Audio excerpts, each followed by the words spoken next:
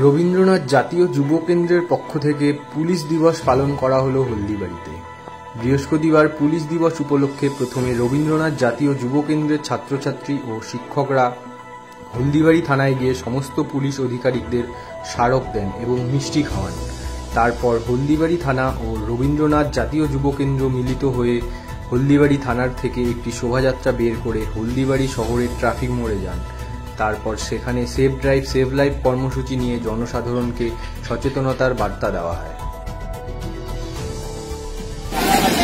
সবাইকে শুভকামনা জ্ঞাপন করছি এবং সবাইকে পুলিশদের শুভকামনা দিচ্ছি। আজকে আমাদের সাথে সম্মিলিত হয়েছে আমাদের রবীন্দ্রনাথ জাতীয় কম্পিউটার কোচিং সেন্টারের অধ্যাপক এবং সেই কোচিং সেন্টারের স্টুডেন্টরা।